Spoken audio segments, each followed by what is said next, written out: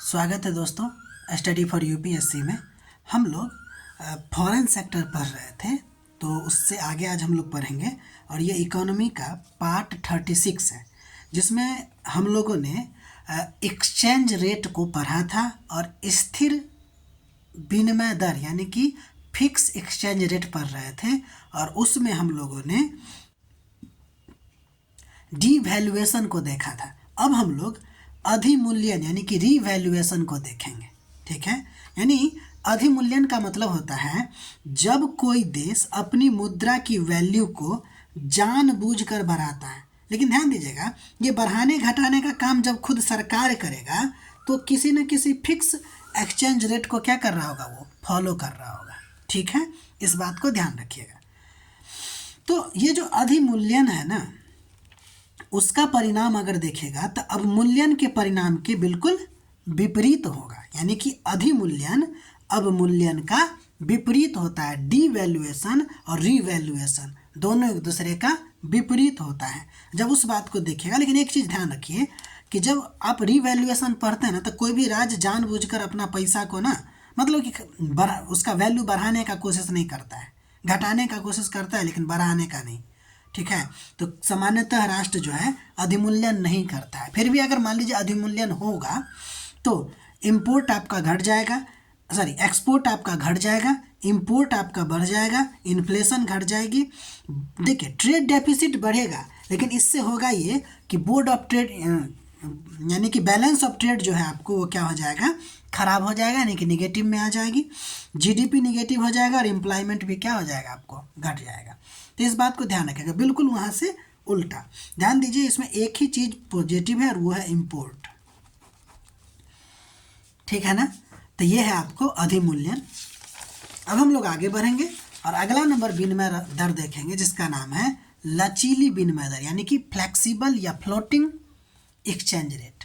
ध्यान दीजिए, वह प्रणाली है जिसमें करेंसी की वैल्यू मार्केट पे डिपेंड करता है, यानी कि डिमांड एंड सप्लाई के आधार पर तय होती है। यानी कि करेंसी के वैल्यू जब सरकार आपको ऊपर नीचे करे तो क्या हो जाएगा, फिक्स हो जाएगा।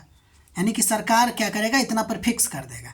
लेकिन लचीली में क्या होगा कि मार्केट के आधार पे आपको डिमांड एंड सप्लाई के आधार पे करेंसी का वैल्यू कभी ऊपर कभी नीचे होगा। तो इसका मतलब ये हुआ कि जो फ्लेक्सिबल फ्लोटिंग एक्सचेंज रेट है ना, वो आपको बाजार आधारित विनिमय दर होती है। इसमें कोई दिक्कत। दो बातें हमेशा याद रखिएगा लचीली विनिमय दर में, कि फ्लोटिंग एक्सचेंज रेट में हो ये रहा है कि एक्सचेंज रेट बार बार बदलता रहता है, यानी कि ये वोलाटाइल होता है। इसके वजह से एक्सपोर्टर या इंपोर्टर को फ्यूचर में पेमेंट का रिस्क रहता है कि आज इतना पैसा लगाए, कल हो सकता है इसका वैल्यू घट गया, बस लीजिए हम नुकसान में चले गए। इसीलिए जो फ्लोटिंग एक्सचेंज रेट होती है ना, उसमें हैजिंग की आवश्यकता पड़ती है। दोस्त, हैजिंग इससे पहले वाले चैप्टर में बढ़िया से बता दिया गया और ऐसे कुछ है नहीं हैजिंग। सिंपल बात समझिए, रिस्क को कम करना हैजिंग कहलाता है। इसीलिए जो फ्लोटिंग एक्सचेंज रेट होता है ना, उसमें आपको हैजिंग की आवश्यकता होती है। और हैजिंग मतलब रिस्क से बचाव। देखिए ना कि बार बार एक्सचेंज रेट बदलता रहता है, तो इसके वजह से पेमेंट पे रिस्क होगा। ठीक है ना, फलतः क्या करता है, कंपनियां सब जो होती है फ्यूचर एक्सचेंज रेट को पहले से फिक्स कर लेती है ताकि लॉस ना हो। इसी को तो हम लोग हैजिंग कहते हैं, रिस्क से बचाव, हैजिंग। तो जहाँ लचीली विनिमय दर को फॉलो किया जाता है, वहाँ पर आपको हैजिंग की आवश्यकता होती है। एक और बात ध्यान दीजिएगा कि जहाँ पे मुद्रा का वैल्यू घटता रहेगा, बढ़ता रहेगा, इससे एक सट्टा स्पेकुलेशन भी हो सकता है इसमें, कि भविष्य में दाम बढ़ेगा या भविष्य में दाम घटेगा, इसके आधार पर लोग लाभ कमाना चाहेंगे।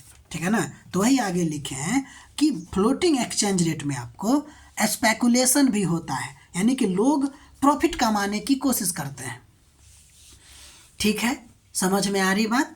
तो अर्थात फ्यूचर एक्सचेंज रेट का अंदाज़ा लगाकर प्रॉफिट कमाना जो है वो स्पेकुलेशन कहलाता है। तो अगर आपको कहा जाएगा कि स्पेकुलेशन और हैजिंग जो है वो किस प्रकार के एक्सचेंज रेट से संबंधित होता है, तो आप फिक्स में नहीं टिक लगाइएगा, आप लगाइएगा फ्लोटिंग एक्सचेंज रेट पे। ठीक है। एक होता है मैनेज्ड फ्लेक्सिबल एक्सचेंज रेट, यानी कि प्रबंधकीय लचीली विनिमय दर। ध्यान दीजिए, ये जो होता है ये भी एक प्रकार का फ्लेक्सिबल एक्सचेंज रेट ही होता है, यानी एक्सचेंज रेट मार्केट के अनुसार से तय होती है, लेकिन जब भी सरकार चाहे या सेंट्रल बैंक चाहे तो उसमें हस्तक्षेप कर सकती है। यानी मूल रूप से यह आपको फ्लेक्सिबल एक्सचेंज रेट ही है, लेकिन समय पड़ने पर, जरूरत पड़ने पे सेंट्रल बैंक या सरकार क्या करेगा, इसमें इंटरवेन करेगा। इसलिए इसको डर्टी फ्लोट भी कहा जाता है, और भारत में यही एक्सचेंज रेट प्रचलित है भाई। ठीक, अब हम लोग आगे बढ़ते हैं। देखिए, इससे पहले हम लोगों ने डीवैल्यूएशन और रीवैल्यूएशन को पढ़ा, अब पढ़िए डेप्रिसिएशन और एप्रिसिएशन। ये लगभग सेम है, लेकिन देखिए डीवैल्यूएशन में क्या हुआ था कि सरकार खुद पैसा के वैल्यू को क्या किया था, घटा दिया था। लेकिन जब अपने आप पैसा का वैल्यू घटेगा, और अपने आप पैसा का वैल्यू कब घटेगा, जब फ्लोटिंग एक्सचेंज रेट होगा।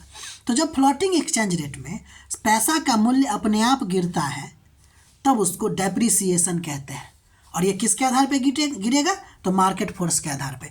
अब पैसा का मूल्य गिर रहा है या डीवैल्यूएशन हो रहा है, तो यह डीवैल्यूएशन के समान है, लेकिन अंतर क्या है, एक्सचेंज रेट के आधार पे। डीवैल्यूएशन तब होता है जब फिक्स एक्सचेंज रेट होता है, यानी कि सरकार अपने आप कम करती है, लेकिन जब मार्केट अपने आप करेंसी का वैल्यू को गिरवा देती है तो उसको डेप्रिसिएशन कहते हैं। तो प्रभाव दोनों का क्या होगा, सेम ही होगा। इसलिए जब भी डेप्रिसिएशन सुनिए तो उसको डीवैल्यूएशन से अंदाज़ा लगाते हुए बस एक बात ध्यान रखिएगा, अंतर बस फ्लोटिंग क्या बोलते हैं उसको, एक्सचेंज रेट का है। जब फिक्स रेट है तो सरकार क्या चाहेगी, अपना पैसा को गिराना, तो ये गिराएगी तो डीवैल्यूएशन होगा। और जब मार्केट रेट के आधार पे है तो मार्केट में कभी बढ़ेगा कभी घटेगा, तो उसके आधार पर जब होगी पैसा का गिरना तो आपको डिप्रिसिएशन होगा। अब पैसा अगर बढ़ेगी तो आपको क्या हो जाएगा, एप्रिसिएशन होगा। ठीक है ना, ये आपको रिवैल्यूएशन के जैसा है, तो प्रभाव भी सेम होगा। इसलिए वही वाला प्रभाव को यहाँ पे चेपना है। ठीक है भाई। अब अगला नंबर देखिए, अमेरिकन मौद्रिक नीति का भारत पे क्या प्रभाव पड़ेगा, इसको देखते हैं। अब इसमें और भी कुछ है, पहले आज यहाँ तक देखेंगे। देखिए, मौद्रिक नीति में या तो वो टाइट मौद्रिक नीति अपनाएगा, नहीं तो क्या करेगा कि वो अपने नीति को क्या करेगा, थोड़ा सा लूज करेगा। तो उस दौरान होता ये है कि या तो वो अपना इंटरेस्ट रेट को बढ़ाएगा, और नहीं तो क्या करेगा, इंटरेस्ट रेट को घटाएगा। तो मौद्रिक नीति की प्रभाव क्या पड़ता है भारत पे, तो हमको इंटरेस्ट रेट के आधार पर देखना पड़ेगा। ठीक है। तो देखिए, जब आपको अमेरिकन मौद्रिक नीति में इंटरेस्ट रेट बढ़ाया जाता है तो कैपिटल आउटफ्लो होता है। देखिए, कैपिटल आउटफ्लो, कैपिटल इनफ्लो क्या होता है, ये सब आपको हम इससे पहले के पहले लेक्चर में बताए हैं। आप ध्यान से देखिए, समझ में आएगा। तो कैपिटल आउटफ्लो होता है यानी कि भारत से बाहर पैसा निकलेगा। रुपया में डेप्रिसिएशन होता है, अभी आपको बताएं, अपने आप पैसा का वैल्यू गिर जाता है, इंपोर्ट महंगा हो जाता है, स्टॉक मार्केट गिर सकता है। यानी कि जब अमेरिकन मौद्रिक नीति में टाइटनिंग मौद्रिक पॉलिसी को अपनाया जाता है, यानी कि जब आपको इंटरेस्ट रेट को बढ़ाया जाता है तो कैपिटल आउटफ्लो मतलब डेप्रिसिएशन, इंपोर्ट महंगा होना और स्टॉक मार्केट गिरने जैसी प्रवृत्तियां आप देख सकते हैं। लेकिन वही इंटरेस्ट रेट को अगर घटा दिया जाए, ठीक है ना, तो उसमें क्या होगा, कैपिटल इनफ्लो होगा, यानी कि मार्केट में पैसा वापस आएगा, रुपया का एप्रिसिएशन होगा, यानी कि वैल्यू बढ़ेगा, इंपोर्ट सस्ता हो जाएगा, और साथ ही साथ स्टॉक मार्केट बढ़ सकता है। दोनों एक दूसरे का उल्टा है भाई। ठीक है, तो आज के लिए इतना ही। बाकी अभी इसमें फॉरेन सेक्टर में और भी बहुत सारा चीज़ है, हमको FDI, FFI ये सब भी पढ़ना है दोस्त। तो तब तक के लिए आप इतना नोट बनाइए। बाकी अगर आपको हमारा प्रयास अच्छा लग रहा है तो लाइक कीजिए, शेयर कीजिए, सब्सक्राइब कीजिए, और अपना पढ़ाई करते रहिए। मिलते हैं अगले वीडियो में।